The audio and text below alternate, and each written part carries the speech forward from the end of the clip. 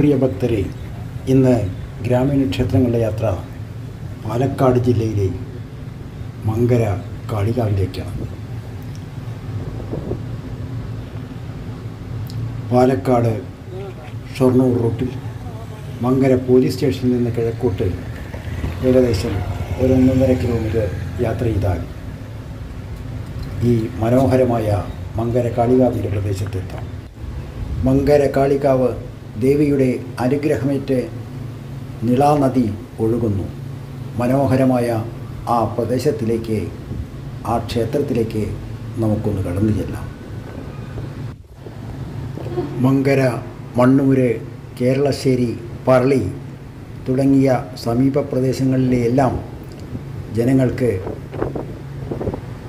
മങ്കര കാളികാവ് പ്രത്യേകതയുള്ളതാണ്. ഭാരതപ്പുഴയുടെ മറുപുറത്തുള്ള പരുത്തിപ്പുള്ളി, പെരിങ്ങോട്ടുകുറിശി തുടങ്ങിയ ദേശവാസികൾക്കും മങ്കര കാളികാവ് ഏറ്റവും പ്രിയപ്പെട്ടത് തന്നെ. ഈ പ്രദേശത്തുള്ളവർക്കെല്ലാം മങ്കര കാളിദേവി അനുഗ്രഹങ്ങൾ ചൊരിയുന്നു എന്ന് ദേശവാസികൾ വിശ്വസിക്കുന്നു. കുട്ടികളുടെ ചോറൂണ്, വിവാഹം തുടങ്ങിയ എല്ലാ കാര്യങ്ങളും ഈ ക്ഷേത്രത്തിൽ നടത്താൻ ദേശവാസികൾക്ക് വളരെയധികം വിശ്വാസമാണ്. ഇവിടെ നടക്കുന്ന സപ്താഹ യജ്ഞങ്ങളിൽ ആയിരക്കണക്കിന് ഭക്തർ പങ്കെടുക്കുന്നു. ഇവരെല്ലാവരും മുൻപ് പറഞ്ഞ പ്രദേശങ്ങളിൽ നിന്നുള്ളവരാണ്.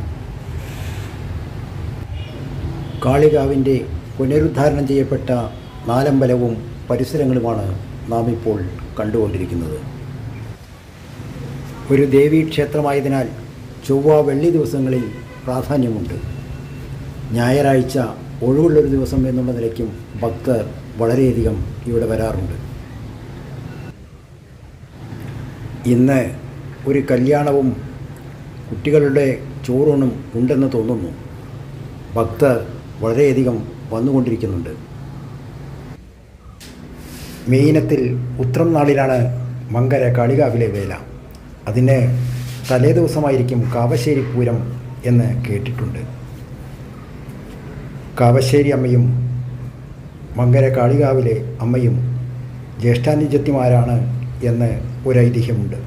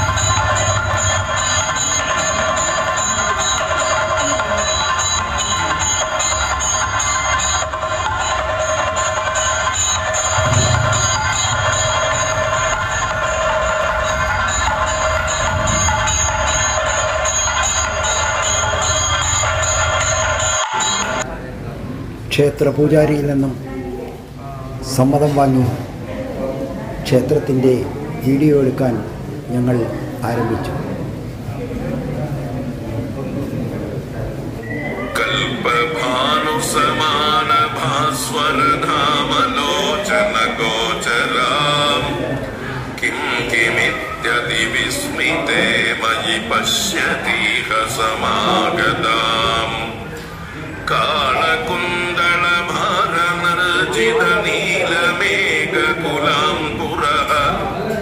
ചക്രരാജനിവാസിനീം ത്രിപുരേശ്വരീം അവലോകയേ.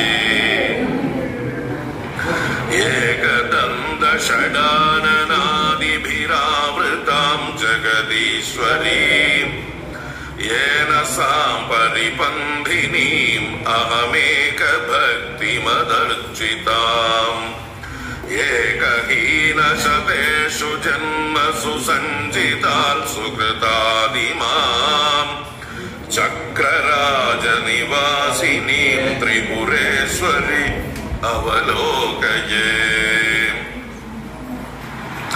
ഈദൃശീതി ച വേദകുന്ദലവാദ്ഭിരഭ്യനിരൂപിതാം. ഏതും ഇതിൻ്റെ ഉള്ളിൽ എടുക്കരുത് കേട്ടോ, ദൈവങ്ങളെ ഒന്നും എടുക്കരുത് പറഞ്ഞിട്ടുണ്ട്. ക്ഷണാന്തനിരീക്ഷണേന മദിഷ്ടതാം പുരതോദുനാം ചക്രരാജനിവാസിനീം ത്രിപുരേശ്വരീം അവലോകയേ. ലക്ഷണോജ്വലഹാരശോഭിപയോദര ദ്വയകൈതവാദ് ലീലയൈവ ദയാരസസ്രവദുജ്വലൽ കലശാന്വിതാം ലാക്ഷയാങ്കിതപാദപാദിമിളിന്ദ സന്തതിമഗ്രദാം ചക്രരാജനിവാസിനീം ത്രിപുരേശ്വരീം അവലോകയേ. ഹ്രീമിതി പ്രതിവാസരം ജപസുസ്ഥിരോഹമുദാരയാ യോഗിമാർഗനിരൂഢയൈക്യസുഭാവനാം ഗതയാ ധിയാ വത്സഹർഷമവാപ്തവത്യഹമിത്യുദാരഗിരം പുരഃ ചക്രരാജനിവാസിനീം ത്രിപുരേശ്വരീം അവലോകയേ. ഹംസവൃന്ദമലക്തകാരുണപാദപങ്കജനോപുര ക്വാണമോഹിതമാദരാദനുധാവിതം മൃദുശൃണ്വതീം ഹംസമന്ത്രമഹാർത്തതത്വമയീം പുരോ മമ ഭാഗ്യതഃ ചക്രരാജനിവാസിനീം ത്രിപുരേശ്വരീം അവലോകയേ. സംഗതം ജലമഭ്രവൃന്ദസമുദ്ഭവം ധരണീധരാത് ധാരയാവഹദഞ്ജസാ ഭ്രമമാ.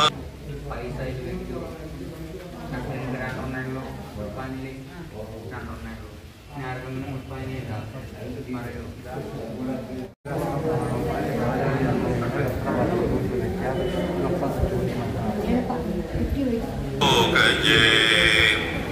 കംബുസുന്ദര കന്ധരാം കചഭാരനിർജിതവാരിതാം കണ്ഠദേശലസൽസുമംഗള ഹേമസൂത്രവിരാജിതാം കാദിമന്ത്രമുപാസതാം സകലേഷ്ടദാ മമ സന്നിധൗ.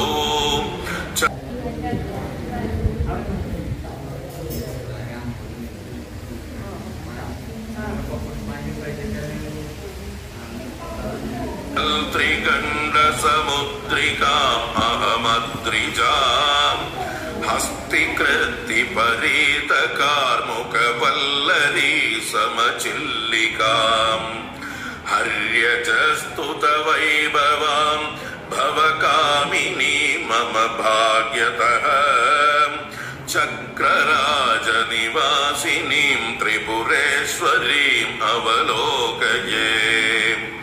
ലക്ഷണോല്ലസദംഗകാന്തിചരീ നിരാകൃതവിദ്യുതം ലാസ്യലോലസുവർണകുണ്ടലമണ്ഡിതാം ജഗദംബികാം ലീലയാകില സൃഷ്ടിപാലനകർഷണാദിവിതന്വതീം ചക്രരാജനിവാസിനീം ത്രിപുരേശ്വരീം അവലോകയേ. ഹ്രീമിതി ത്രിപുരാമനുസ്ഥിരചേതസാ ബഹുധാർച്ചിതാ. കാളി ക്ഷേത്രത്തിന് തെക്കുവശത്തായി പഴമക്കാർ പറയുന്ന ഒരു പുറത്തേക്കാവുണ്ട്, ഒരു ദുർഗാക്ഷേത്രം. ഇവിടെ അധമപൂജ ആണ് നടക്കുന്നത്. പണ്ട് ഇവിടെ മൃഗബലി പതിവുണ്ടായിരുന്നു. ഇപ്പോൾ അതില്ല. എന്നാലും ക്ഷേത്രാചാരങ്ങളും പൂജാവിധികളും എല്ലാം വ്യത്യസ്തമാണ്. ധാരാളം ഭക്തർ ഇവിടെ വന്ന് മുട്ടെറുക്കൽ തുടങ്ങിയവ ദേവീപ്രീതിക്കായി നടത്തുന്നു.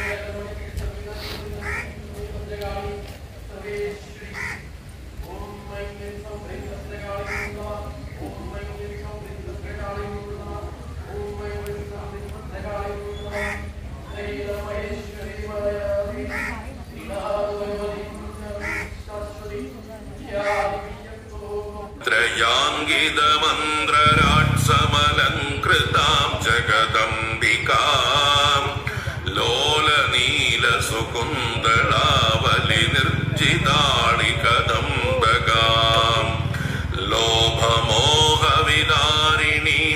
കരുണാമയീം അരുണാം ശിവാം ചക്രരാജനിവാസിനീം ത്രിപുരേശ്വരീം അവലോകയേ. ഹ്രീം പദാഖ്യമഹാമനോരതിദേവതാം ഭുവനേശ്വരീം സരോജനിവാസിനീം ഹരവല്ലഭാം ബഹുരൂപിണീം ഹാരനൂപുരകുണ്ടലാദിഭിരന്വിതാം പുരതോധുനാ ചക്രരാജനിവാസിനീം ത്രിപുരേശ്വരീം അവലോകയേ. ശ്രീം സുപഞ്ചദശാക്ഷരീമപി ഷോഡശാക്ഷരരൂപിണീം ശ്രീസുധാർണവമദ്യശോഭി സരോജകാനനചാരിണീം ശ്രീഗുഹസ്തുതവൈഭവാം പരദേവതാം മമ സന്നിധൗ ചക്രരാജനിവാസിനീം ത്രിപുരേശ്വരീം അവലോകയേ. ചക്രരാജനിവാസിനീം ത്രിപുരേശ്വരീം അവലോകയേ.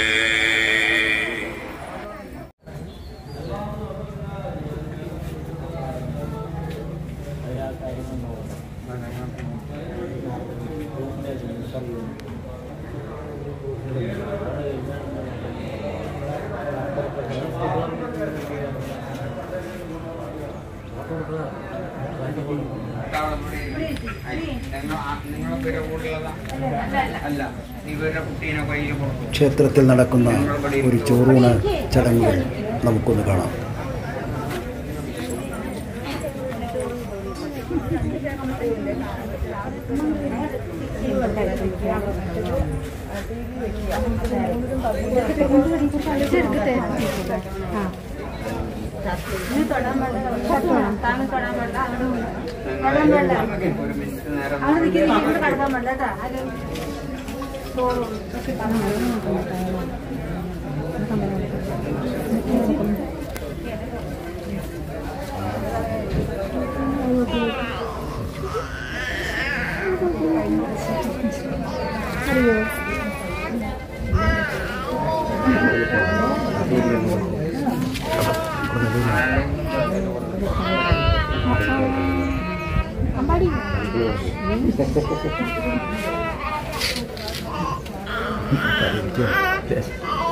ലേശം തീർക്കാൻ കുട്ടിക്ക് കുടിക്കാൻ കൊടുക്കുക, ലേശം മേലിലൊപ്പം തിളയ്ക്കുക, ലേശം കുട്ടിക്ക് കുടിക്കാൻ കൊടുത്താൽ മേലിലൊപ്പം തിളയ്ക്കുക. എന്താ ഈ കുട്ടിക്ക് പേരൊന്നും എന്താണ്? ഫ്രിജിൽ ഫ്രിജിൽ ഫ്രിജിൽ ഫ്രിജിൽ എന്താ കുട്ടിക്ക് പേരൊന്നും? സാൻവിക സാൻവിക സാൻവിക. ചന്ദനം തൊടിയിക്കുക, പൂൽ കുടിക്കുകയൊക്കെ ചെയ്ത് കൊടുക്കും.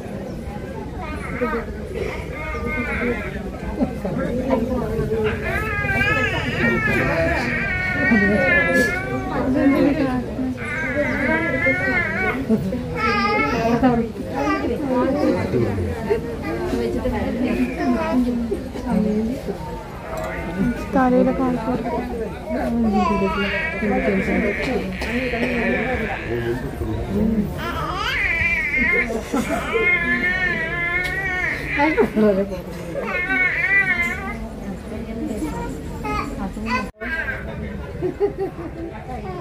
കഴിഞ്ഞ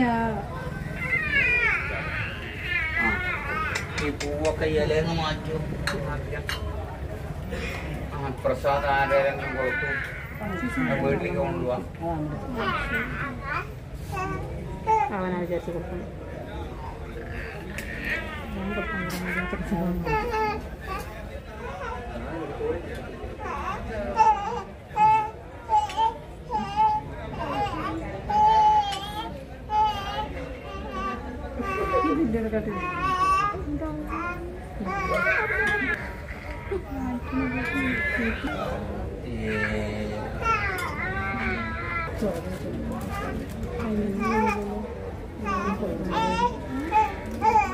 അതെ, ഇതൊന്ന് പായസം, നേദ്യം, പഴം, ഉപ്പൊന്നും മെല്ലെ അങ്ങനെ തൊടാനേ പാടുള്ളൂ കേട്ടോ. ഉപ്പ് കൂടുതൽ എടുക്കരുത്. ഉപ്പൊന്നും മെല്ലെ തൊടുക. എന്നിട്ട് എല്ലാം കൂടി കൂട്ടിയിട്ട് നല്ല കുഴയ്ക്കുക. 3 പ്രാവശ്യം വലത്തെ ചെവിയിൽ എന്നിട്ട് ഈ ചെവി ഇട്ടോ 3 പ്രാവശ്യം പേര് വിളിക്കുക. എന്നിട്ട് 3 പ്രാവശ്യം കൊടുക്കുക. നിങ്ങൾ കൊടുത്തു കഴിഞ്ഞാൽ പിന്നെ കുട്ടിയുടെ അമ്മ കൊടുക്കുക. കുട്ടിയുടെ അമ്മ കൊടുത്തു കഴിഞ്ഞാൽ എല്ലാവരും കൊടുത്തു കഴിഞ്ഞാൽ ഇല കൊണ്ടിട്ട് പുഴയിലിടാം. നായും പൂച്ചയൊന്നും തിന്നരുത്. അതിനാണ് ഇല കൊണ്ട് പുഴയിലിടാൻ പറയുന്നത്. ഇല കൊണ്ട് പുഴ വെച്ചിട്ട് കുട്ടീനെ കയ്യും കാലും കഴിച്ചിട്ട് ഇതെങ്ങനെ കൊണ്ടുവരണം. അപ്പുറത്ത് കൂടെ ഒന്നും കൊണ്ടുവരുത്. ഇതെങ്ങനെ തന്നെ കൊണ്ടുവരണം.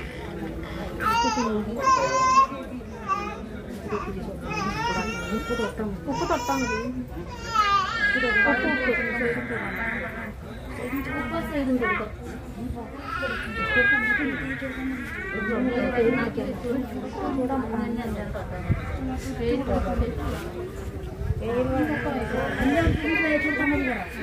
മൂന്ന് പ്രാവശ്യം പേര് വിളിക്കണ്ട. പേര്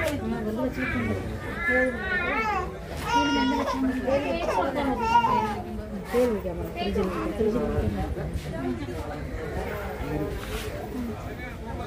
നീ തേച്ചു കൊടുക്കും. നീ തേച്ചു കൊടുക്കും.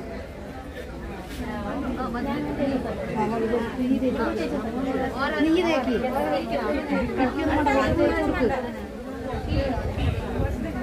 ഇനിയിപ്പോ എല്ലാരും തേച്ചു കൊടുക്കും. കൽപഭാനുസമാന ഭാസ്വരനാമലോചന ഗോചരാം കിം കിമിത്യതിവിസ്മിതേ മയി പശ്യതീഹ സമാഗതാം കാലകുന്തളഭാരനർജിത നീലമേഘകുലാം പുരാ ചക്രരാജനിവാസിനീം ത്രിപുരേശ്വരീം അവലോകയേ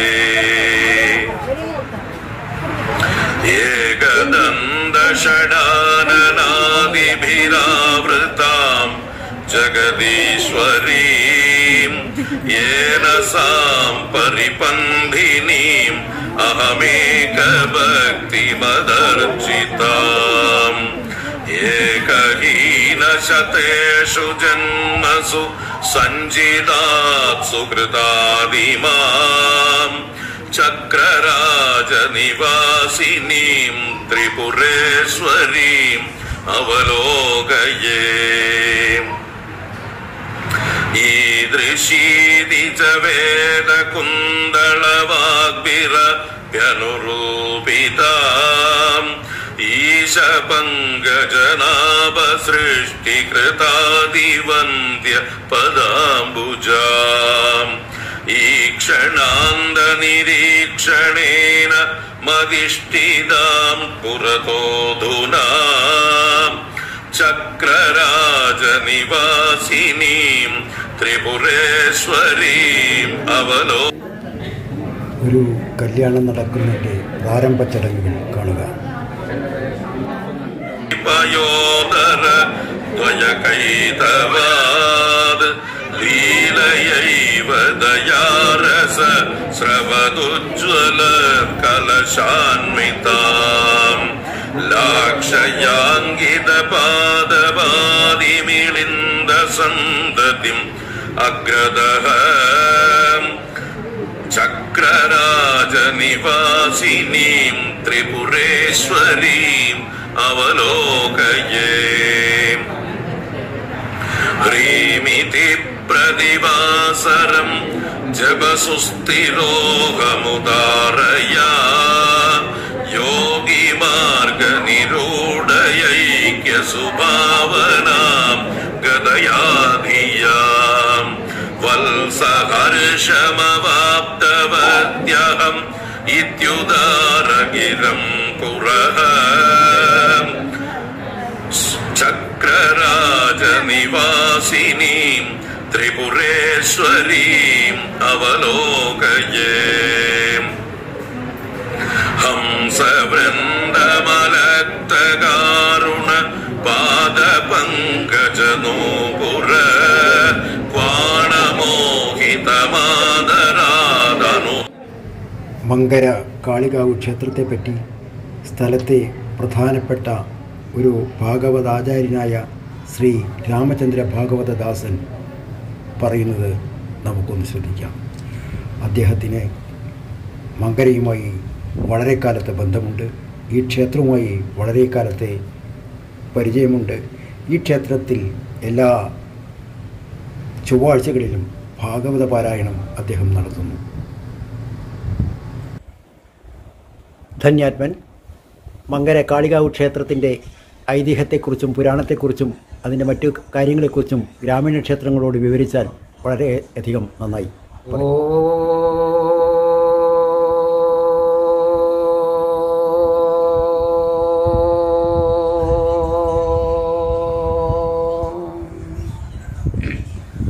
ഓം ശ്രീ ലളിതാംബികായേ നമഃ. ഓം ശ്രീ ജഗദംബികായേ നമഃ. കാളികാളി മഹാകാളി ഭദ്രകാളി നമോസ്തുതേ. കുലം ച കുലധർമ്മം ച മാം ച പാലയ പാലയ. കാളികാവ് വാഴും അമ്മേ ശരണം ശരണം ശരണം പ്രബദ്ധി. ഹരി. മങ്കര കാളികാവ് ക്ഷേത്രം വളരെ പുരാതനമായി ജനങ്ങളാൽ അറിയപ്പെട്ടതും മങ്കര ഊരായ്മയുടെ നായർ വീട്ടുകാരുടെ പ്രധാനിയായി ഇന്ന് ജീവിച്ചിരിക്കുന്ന ഗോപിയേട്ടൻ്റെ നേതൃത്വത്തിൽ നിലനിന്നു വന്ന ഒരു ദേവീക്ഷേത്രങ്ങളിലെ പ്രധാന ക്ഷേത്രമാണ് കാളികാവ് ഭഗവതി ക്ഷേത്രം. മങ്കര ദേശത്തിലെ ചില പ്രധാനികളും മറ്റ് കുറച്ച് ആൾക്കാരും ചേർന്ന് ഗോപിയേട്ടനെ സമീപിക്കുകയും ഗോപിയേട്ടനിലൂടെ ഈ അമ്പലത്തിനെ നമുക്ക് പുനരുദ്ധാരണം ചെയ്ത് വളരെ ഗംഭീരമാക്കി മാറ്റണം, ആയതിനെ ഗോപിയേട്ടൻ സഹകരിക്കണമെന്നെല്ലാം അവർ പറഞ്ഞതിൻ്റെ പേരിൽ അങ്ങനെ ആദ്യമായിട്ട് 7-8 വർഷങ്ങൾക്ക് മുൻപ് ഒരു കമ്മിറ്റി രൂപീകരിച്ചു. ഗോപിയേട്ടൻ്റെ ഇഷ്ടാനുസരണം തന്നെയാണ് ആ കമ്മിറ്റി ഉണ്ടാക്കപ്പെട്ടത്. അങ്ങനെ ആ കമ്മിറ്റി അംഗങ്ങൾ ഈ അമ്പലത്തിനെ ഈ പാഴായി കിടക്കുന്ന ഈ അവസ്ഥയിൽ നിന്ന് പുനരുദ്ധാരിക്കണമെന്നാണ് അവരുടെ ഏക ലക്ഷ്യം. അതിനുവേണ്ടി അവർ കഠിനമായി പരിശ്രമിക്കുകയും അത് ഇന്ന് കാണുന്ന കാളികാവ് ഭഗവതി ക്ഷേത്രത്തിൻ്റെ ഭംഗിക്കും ഓജസ്സിനും തേജസ്സിനും സാക്ഷി വഹിക്കുകയും ചെയ്തു എന്നുള്ളതാണ് പാരമമായ സത്യം. ഇതിൽ കമ്മിറ്റി അംഗങ്ങൾ നിർവഹിച്ചിട്ടുള്ള പങ്ക് അതീവമാണ്.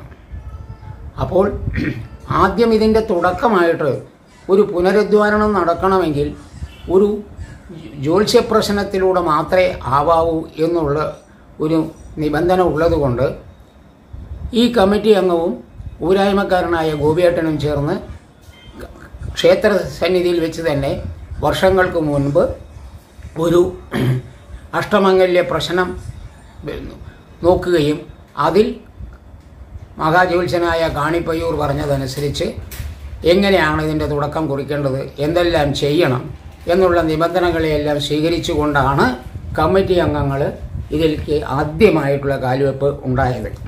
ഒരു മിനിറ്റ്.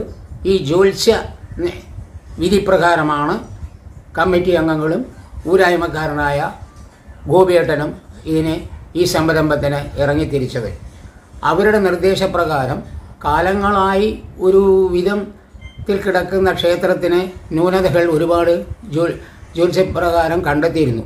അതിന് പ്രതിവിധിയായി ഗുരുവായൂർ, മമ്മിയൂർ തുടങ്ങിയ നമ്മുടെ കേരളത്തിലെ മഹാക്ഷേത്രങ്ങളിൽ പലതരത്തിലുള്ള വഴിപാടുകളും മറ്റും ചെയ്യാനായിട്ട് നിർബന്ധിച്ചിരുന്നു. അതെല്ലാം കമ്മിറ്റി അംഗങ്ങൾ യഥാവിധി ചെയ്തു. ശേഷമാണ് ആദ്യമായിട്ട് അമ്പലത്തിൻ്റെ പ്രവർത്തനങ്ങളിലേക്ക് ഇറങ്ങിത്തിരിക്കുന്നത്. അതോടൊപ്പം ഒരുപാട് ദുരന്തങ്ങളും ശൂന്യതകളും കണ്ടിരുന്നു എന്നൊരു കാരണം വെച്ച് സപ്താഹം നിർബന്ധമാണ്, രാമായണ പാരായണം നിർബന്ധമാണ് എന്ന് ജ്യോത്സ്യവിധി കണ്ടെത്തിയതുകൊണ്ട് ആദ്യമായിട്ട് ഒരു സപ്താഹം നടത്താൻ കമ്മിറ്റി അംഗം തീരുമാനിച്ചു. അങ്ങനെ ആദ്യത്തെ ഭാഗവത ആചാര്യനായിട്ട് തോട്ടം നാരായണൻ നമ്പൂതിരിയിലെന്നാണ് ആരംഭം സപ്താഹത്തിൻ്റെ. ഒരുവിധം വളരെ ഗംഭീരമായിട്ട് തന്നെ ആ സപ്താഹം നടത്താനും അതിൽ വിജയിക്കാനും കമ്മിറ്റി അംഗങ്ങൾക്കും കഴിഞ്ഞു എന്നുള്ളതാണ് പാരമമായ സത്യം. ശേഷം തുടർന്ന് ആദ്യത്തേത് കൂടാതെ 6 മഹാഭാഗവത സപ്താഹങ്ങൾ മഹാ ആചാര്യന്മാരെ കൊണ്ട് ഇതേ കമ്മിറ്റി നടത്തുകയുണ്ടായി. അതെല്ലാം പരിപൂർണമായി വിജയിക്കുകയും ചെയ്തു. പരിസരങ്ങളിലും മറ്റു ഭാഗങ്ങളിലായിട്ട് എത്ര ക്ഷേത്രങ്ങൾ സപ്താഹം നടന്നിട്ടുണ്ടെങ്കിലും കാളിയാവ് ഭഗവതി ക്ഷേത്രത്തിൽ നടന്ന സപ്താഹം അതിഗംഭീരമായിരുന്നു എന്ന് പറയാതിരിക്കാൻ വയ്യ. കാരണം ഭക്തജനങ്ങളുടെ തിക്കും തിരക്കും നിയന്ത്രണാതീതമായിരുന്നു. പിന്നെ അന്നദാനം തുടങ്ങിയ ചടങ്ങുകളെല്ലാം അതിഗംഭീരമായിരുന്നു. ഇത്രയും പ്രസക്തി മറ്റൊരു ക്ഷേത്രത്തിലും ഉണ്ടായിട്ടില്ലെന്ന് പറഞ്ഞാൽ അത് ഒരിക്കലും ഒരു തെറ്റാവില്ലെന്നാണ് എൻ്റെ വിശ്വാസം. അങ്ങനെ 7 സപ്താഹം നിരന്തരം അതെല്ലാം ഈ കാലഘട്ടം മീൻസ് മകരമാസം പിറന്ന് ജനുവരിയുടെ ഏതാണ്ട് 3-ാമത്തെ ആഴ്ചയിലാണ് എല്ലാ വർഷവും ആരംഭം കുറിക്കുന്നത് സപ്താഹത്തിന്. അങ്ങനെയാണ് 7 വർഷവും തീയതികൾക്ക് പോലും മാറ്റം വരുത്താതെ യഥാക്രമം ഭാഗവത സപ്താഹം നടത്തി വന്നത്. ഈ കൂടാതെ കർക്കിടക മാസത്തിൽ 1 തൊട്ട് 31 വരെയുള്ള എല്ലാ ദിവസങ്ങളിലും രാമായണ പാരായണവും നടത്തി വന്നിരുന്നു. ഇതും ഈ കഴിഞ്ഞ 6-7 വർഷമല്ല, ഇപ്പോഴും നിരന്തരം നടന്നു വരുന്നതാണ്. കൂടാതെ എല്ലാ ചൊവ്വാഴ്ച ദിവസങ്ങളിലും നാമജപങ്ങൾ, സഹസ്രനാമജപങ്ങൾ തുടങ്ങിയതെല്ലാം എല്ലാ ചൊവ്വാഴ്ചകളിലും നടത്തി വരാറുണ്ട്. കൂടാതെ മലയാള മാസം പിറന്നു വരുമ്പോഴുണ്ടാകുന്ന ആദ്യത്തെ ചൊവ്വാഴ്ചയെ 30 ചൊവ്വാഴ്ച എന്ന് സങ്കല്പിക്കുന്നതുകൊണ്ട് ആ ചൊവ്വാഴ്ച 30 ചൊവ്വാഴ്ച ദിവസങ്ങളിൽ എല്ലാ 30 ചൊവ്വാഴ്ചകളിലും സമ്പൂർണ്ണ നാരായണീയ പാരായണവും ദേവിയുടെ തിരുസന്നിധിയിൽ സമർപ്പിക്കാറുണ്ട്.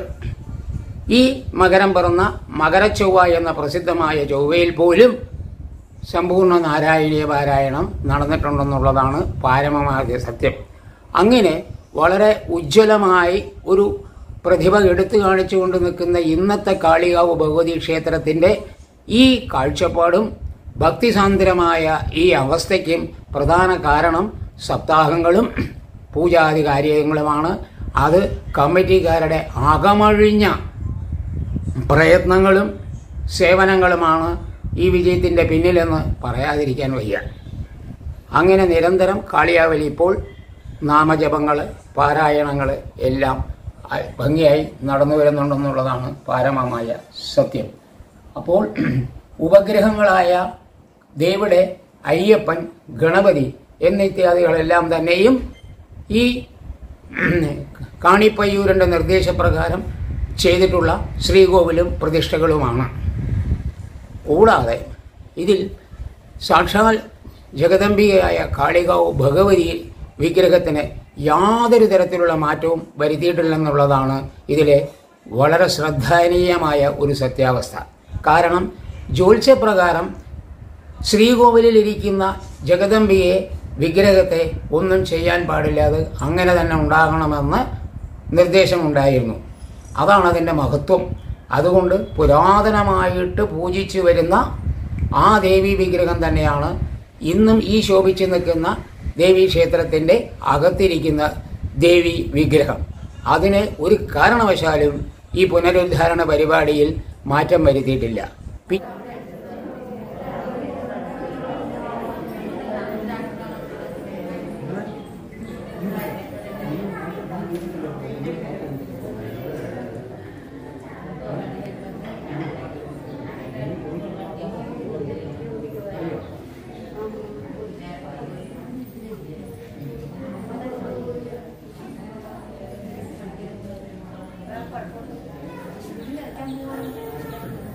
പിന്നീട് കാണുന്ന ശ്രീകോവിലിൻ്റെ മറ്റ് ചില്ലറ പ്രവൃത്തികളും കാര്യങ്ങളും എല്ലാം തന്നെ ഈ ഇപ്പോൾ കാണുന്നത് നടത്തിയത് പുതിയ ഒരു പുതുമയാണ്. അതിൽ ചെമ്പോല പൊതിഞ്ഞു, പിന്നെ കൂടാതെ മറ്റ് കാണുന്ന തകിടുകൾ, സ്വർണ്ണത്തകിടുമായിട്ടുള്ള തകിടുകൾ എല്ലാം പതിച്ചതും എല്ലാം ഈ ക്ഷേത്രത്തിൻ്റെ പുനരുദ്ധാരണ പരിപാടിയോട് ചേർന്നിട്ട് ഉണ്ടായിട്ടുള്ളതാണ്. പക്ഷേ വീണ്ടും എടുത്തു പറയേണ്ട ഒരു സത്യം, വിഗ്രഹത്തിൽ മാത്രം യാതൊരു പരിവർത്തനവും വരുത്തിയിട്ടില്ല. അത് ഇപ്പോൾ ഇതിൽ ഒന്ന് മാത്രമേ ഒരു കുറവ് ഉള്ളൂ, അത് കൊറോണയുടെ നിയമങ്ങളാണ്. സപ്താഹങ്ങൾ 1-2 വർഷങ്ങളായിട്ട് നടത്താൻ പറ്റിയില്ല എന്നുള്ളത്. സപ്താഹം ഇട്ട് വീണതല്ല, വാസ്തവത്തിൽ കൊറോണ നിയമങ്ങളിൽ ഇത്രയധികം ജനങ്ങളെ സംഘടിപ്പിച്ചുകൊണ്ട് അത് ചെയ്യാൻ അനുവാദമില്ലാത്തതുകൊണ്ടും ആണ് അത് നിർത്തിവെച്ചിരിക്കുന്നത്. ഈ കൊറോണ നിയമങ്ങളൊക്കെ ഇല്ലാതെയാകുന്ന സമയത്ത് ഇനിയിപ്പോൾ സപ്താഹം നടത്താൻ പറ്റൂ എന്നുള്ളത് മാത്രമേ ഇപ്പോൾ ഉള്ളൂ. ബാക്കി പൂജാവിധികളും മറ്റു കർമ്മങ്ങളും ഭക്തജനങ്ങളുടെ വരവും നിരന്തരം നടന്നുകൊണ്ടിരിക്കുന്നുണ്ട്. കൂടാതെ നേരത്തെ ഇതിൽ സൂചിപ്പിച്ച പോലെ ആ നാരായണീയം, നാമജപം ഇതെല്ലാം അതാത് മാസത്തിലെ അതാത് ദിവസങ്ങളിൽ കൃത്യമായി നടന്നു വരുന്നുണ്ട്. കർക്കിടക മാസത്തിലെ രാമായണ പാരായണവും മുടങ്ങാതെ നടന്നു വരുന്നുള്ളതാണ് പാരമമായ സത്യം. ഇതെല്ലാം ദേവിയുടെ കടാക്ഷവും അതോടനുബന്ധിച്ച് കമ്മിറ്റിക്കാരുടെ അതീവ ശ്രദ്ധയും കഠിനമായ പ്രയത്നവുമാണ് ഇതിൻ്റെ പിന്നിൽ നിലനിൽക്കുന്നതെന്നുള്ളത് പറഞ്ഞറിയിക്കാൻ പറ്റാത്ത സത്യാവസ്ഥയാണ്. ഇവിടെ വേല മീനത്തിൽ ഉത്തരം നാളല്ലേ? അത് അതിൻ്റെ വേലയ്ക്ക് മുമ്പ് എന്തൊക്കെയാണ് കാര്യങ്ങൾ ക്ഷേത്രത്തിലുള്ളത്? വേലയ്ക്ക് മുൻപൊന്നുമില്ല. വേല ദിവസം അതുപോലെ അതിന് മുമ്പ് ഈ പാട്ടോ അങ്ങനെയുള്ള അങ്ങനെയൊന്നുമില്ല. വേലയ്ക്ക് എങ്ങനെയാണ് മീന ദിവസം ആണല്ലോ. അപ്പൊ അതിന് മുമ്പ് പിരിക്കുമല്ലോ. അത് പിന്നെ പറയേണ്ട കാര്യമില്ലല്ലോ. ദേശമടക്കം പിരിക്കും. പിരിച്ചു കഴിഞ്ഞിട്ട് ഈ വേല ഉണ്ടാവുന്നതിന് മുമ്പ് പല ക്ഷേത്രങ്ങളിലും കൂത്തുണ്ടാവും. ഇവിടെ ദേവിക്ക് ഇവിടെ കൂത്തില്ല. ഇവിടെ കൂത്തില്ല. അപ്പൊ പിന്നെ 4-5 ഇതായിട്ട് തിരിച്ചിട്ടുണ്ട് വേല. അപ്പൊ അവരൊക്കെ കൂടി അതൊന്ന് ഇപ്പൊ റെയിൽവേ സ്റ്റേഷന്റെ ഭാഗം, അതൊരു ഗ്രൂപ്പാണ്. അപ്പോൾ അവരുടെ വേഷങ്ങൾ, വണ്ടി വേഷങ്ങൾ ഇതൊക്കെ ആയിട്ട് ഇതിൽ പോയിട്ട് ക്ഷേത്രാങ്കണത്തിലെത്തും. ഒരു 6-6:30 കൂടിയിട്ട് ക്ഷേത്രാങ്കണത്തിലെത്തും. അതുപോലെ തന്നെ മഞ്ഞക്കര, വെള്ള റോഡ് ഇങ്ങനെ തിരിച്ചിട്ടുണ്ട്. അവിടുന്ന് ഒക്കെയും തന്നെ വേഷങ്ങളും വണ്ടി വേഷങ്ങളും ആനയും വാദ്യങ്ങളും ഓരോ ഗ്രൂപ്പായിട്ട് ഏതാണ്ട് ഒരു ഉച്ചയ്ക്കൊരു 3 മണിയോട് കൂടിയിട്ട് ഇതൊക്കെ ഓരോ ഭാഗത്തു നിന്ന് പുറപ്പെട്ട് നേരെ ഈ കാളിയാവ് റോഡിൽ കൂടെ വന്ന് ദേവീ സന്നിധിയിൽ ഒരു 6 മണിക്ക് ഒന്നിച്ച് ചേർന്ന് കഴിഞ്ഞിട്ടാണ് പിന്നെ അവിടെ വെച്ചാണ് വാദ്യഘോഷങ്ങളും കാര്യങ്ങളെയും അതിൻ്റെ ആ ഒരു ക്ലൈമാക്സിൽ എത്തിച്ചേരുന്നത്. അങ്ങനെ എത്തിച്ചേർന്ന് കഴിഞ്ഞിട്ട് ഗംഭീരമായ ദീപാരാധനയും കാര്യങ്ങളും ഒക്കെയാണ് ഇവിടുത്തെ മീനമാസത്തിലെ ഉത്രം നാളിലെ ദേവിയുടെ പിറന്നാൾ ഉത്സവം. അതാണ് വേല എന്ന പേരിൽ അറിയപ്പെടുന്നത്. ഇപ്പോഴത്തെ മേൽശാന്തിയുടെ പേരെന്താണെന്നറിയോ? ആരുടെ മേൽശാന്തി? പൂജാരി അയാൾ സുബ്രഹ്മണ്യൻ എന്നാ തോന്നുന്നു. കൃത്യമായിട്ട് എനിക്ക് പറയാൻ പറ്റില്ല. എൻ്റെ ഒരു ഓർമ്മ സുബ്രഹ്മണ്യൻ എന്നാണ് ഇപ്പോഴത്തെ ആളുടെ പേര് അല്ലേ? അതെ, സുബ്രഹ്മണ്യൻ എന്നാണ് എൻ്റെ വിശ്വാസം. ഞാൻ മനസ്സിലാക്കി വെച്ചിരിക്കുന്നത്. വെളിച്ചപ്പാടില്ല ഇവിടെ. മുമ്പ് വെളിച്ചപ്പാടുണ്ടായിരുന്നല്ലോ. പണ്ടുണ്ടായിരുന്നു. പണ്ടുണ്ടായിരുന്നു. പണ്ട് ഈ അമ്പലം ഇങ്ങനെയൊക്കെ ആവുന്നതിന് മുമ്പ് ഇപ്പൊ ഇവരുടെയൊക്കെ കുട്ടിക്കാലം പേർക്ക് നന്നായി അറിയാമല്ലോ. ആ സമയത്ത് വെളിച്ചപ്പാടുണ്ടായിരുന്നു. എനിക്കറിയാം. മങ്കരയിൽ വെളിച്ചപ്പാടുണ്ട്, ദേവീക്ഷേത്രത്തിൽ വെളിച്ചപ്പാടുണ്ടാവും. പക്ഷെ ഇപ്പൊ ഈ പുനരുദ്ധാരണമൊന്നും കഴിഞ്ഞിട്ട് വെളിച്ചപ്പാടുണ്ടായിട്ടില്ല. വെളിച്ചപ്പാട് ഉണ്ടാകാറുമില്ല. വെളിച്ചപ്പാടിന്റെ സ്ഥാനം കാണുന്നില്ല. മുൻപത്തെ വെളിച്ചപ്പാടിനെ എനിക്കറിയേ. എല്ലാം ഉണ്ട്. ഞാറക്കോട്ട് അവർ വെളിച്ചപ്പാടുണ്ട്. അവിടെ ഇപ്പോഴും ടെമ്പററി ആയിട്ട് എവിടെന്നെങ്കിലും വരും. ഇവിടെ അങ്ങനെ വരുന്നില്ല. സപ്താഹത്തിൽ വെളിച്ചപ്പാടിന്റെ ആവശ്യമില്ല. വേലയ്ക്ക് ആവശ്യമുള്ളൂ. അപ്പൊ വേലയ്ക്ക് ഇപ്പൊ വെളിച്ചപ്പാടില്ല. വേലയ്ക്ക് വെളിച്ചപ്പാട് ഞാൻ കണ്ടിട്ടില്ല. അപ്പോൾ വെളിച്ചപ്പാട് നേരത്തെ ഉണ്ടായിരുന്നു. അത് കൂടാതെ ആദ്യകാലം ഈ പുനരുദ്ധാരണത്തിന് മുൻപ് ഇവിടെ തന്നെ പൂജിക്കുന്ന പൂജാരിക്ക് താമസിക്കാനും മറ്റുമൊക്കെ ആയിട്ടുള്ള അവരുടെ താമസ സൗകര്യങ്ങളും എല്ലാം കെട്ടിടങ്ങളും ഒക്കെ ഉണ്ടായിരുന്നു. അതൊക്കെ ഉണ്ടായിരുന്നു. പിന്നീട് അതെല്ലാം നഷ്ടപ്പെടുകയായിരുന്നു. ഇടിഞ്ഞും പൊളിഞ്ഞും ഒക്കെ നഷ്ടപ്പെട്ടതാണ്. ഇപ്പൊ ഇത് ഉണ്ടാക്കിയിട്ടുമില്ല, അതിലേക്ക് കടന്നിട്ടില്ല കമ്മിറ്റി. അങ്ങനത്തെ ഒരു അവർക്ക് കാരണം അദ്ദേഹം പൂജാരിയൊക്കെ ഇവിടെ തന്നെയാണ് താമസിച്ചിരുന്നത്. ആ പൂജാരിയൊക്കെ ഇവർക്കൊക്കെ കണ്ടു ഒരു പായസമൊക്കെ വാങ്ങിട്ട് വരുന്നതാണ്. പൂജാരിക്കൊരു കെട്ടിടം വാരസേരുണ്ടായിരുന്നു, മാല കിട്ടും നിരന്തരം പോയിട്ട്. എനിക്ക് ഓർമ്മയുണ്ട്. എന്റെ ഇപ്പൊ കോഴിക്കടയില്ലേ, ഈ കോഴിക്കടയാണ് ആ വാരസേരുടെ വീട്. അവര് കഷ്ടം വന്ന് വിറ്റിട്ടാണ് ഇപ്പൊ ഇവർക്ക് കൊടുത്തിട്ട് പോയ സ്ഥലം വാങ്ങിയത്. ഇപ്പോഴത്തെ പൂജാരി അവരുടെ ആരെങ്കിലും അല്ല, പിന്നെ ഇദ്ദേഹത്തിന് കൊടുത്തു. ഇദ്ദേഹം പിന്നെ ഇവിടെ വീടൊക്കെ വെച്ചുകൊണ്ട് പിന്നെ താമസ സൗകര്യം കൊടുക്കേണ്ട കാര്യം വരുന്നില്ല. അങ്ങനെ ചിന്തിക്കണ്ട. കാരണം അദ്ദേഹം 1 അല്ല 2 വീടാണ് അവിടെ. അവര് ബന്ധുക്കൾ തന്നെയാണ്. അതല്ലാന്നല്ല, ബന്ധുക്കളാണ് പൂർവികത്തില്. അവർക്ക് ആ ഒരു ഇതുണ്ട്. അപ്പൊ പക്ഷെ അവർക്ക് താമസ സൗകര്യം അവിടെ കൊടുക്കേണ്ട കാര്യം വരുന്നില്ല.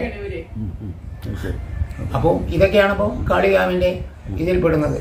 ഈ ക്ഷേത്രത്തിന്റെ ബിംബപ്രതിഷ്ഠയെ പറ്റിയിട്ട് വല്ലതും അറിയോ? ഈ കാളികാവ് ഭാരതപ്പുഴയും ഈ ക്ഷേത്രവുമായിട്ട് എന്തൊക്കെ ചില ഐതിഹ്യങ്ങളൊക്കെ? അതാണ് ഞാൻ അങ്ങനത്തെ ചിലതാണ് നാരായണ മാഷിൽ നിന്ന് മനസ്സിലാക്കാൻ ഞാൻ ശ്രമിച്ചു. മാഷ എന്നോട് പറഞ്ഞതുണ്ട്, ചിലത് എനിക്കൊന്നും നിൽക്കുന്നില്ല. അത് ചോദിക്കാൻ വിചാരിച്ചാണ് പോയത്. അതിനൊരു പൂർവിക ബിംബപ്രതിഷ്ഠയായിട്ട് ഒരു ഐതിഹ്യമുണ്ട്. ഈ ഭാരതപ്പുഴയും ഈ ക്ഷേത്രത്തിന്റെ ഐതിഹ്യമൊക്കെ ഉണ്ട്. അതെന്താ ഐതിഹ്യം വരുന്ന പറഞ്ഞാൽ ഈ മുണ്ടക്കാവ് ഭഗവതി ഉണ്ടല്ലോ, ഇവര് തമ്മിൽ ഒരു ബന്ധമുണ്ട്. ഈ ദേവിയും ആ ദേവിക്കും തമ്മിൽ അവർക്ക് നമ്മൾ കുടുംബ ബന്ധങ്ങളെ പോലെ ഒരു ബന്ധമുണ്ട്. അപ്പൊ ഇവര് നടന്നു വരിക, ഇതിലൂടെ നടന്നു വരിക ദേവി ആ കാലങ്ങളിലൊക്കെ. അങ്ങനെ എന്തൊക്കെയോ ഇതിന്റെ പിന്നിൽ കുറച്ചധികം മനസ്സിലാക്കേണ്ട ഐതിഹ്യപരമായ കാര്യങ്ങളുണ്ട്. ഞാൻ അതിനാണ് അത് ഇൻട്രസ്റ്റ് എടുത്തിട്ട് മാഷടുത്തേക്ക് പോകാൻ താല്പര്യം കാണിച്ചത്. ആ ഭാഗം എനിക്ക് പിടിയില്ല. ഈ ക്ഷേത്രത്തെക്കുറിച്ച്, മങ്കര കാളികാവ് ക്ഷേത്രത്തെക്കുറിച്ച് വിലപ്പെട്ട ചില വിവരങ്ങൾ ഞങ്ങൾക്ക് പകർന്നു തന്ന അങ്ങയ്ക്ക് ഞങ്ങളുടെ അഗൈതവമായ നന്ദിയും നമസ്കാരവും. ഹരിയോ ഹരിയോ ഹരിയോ.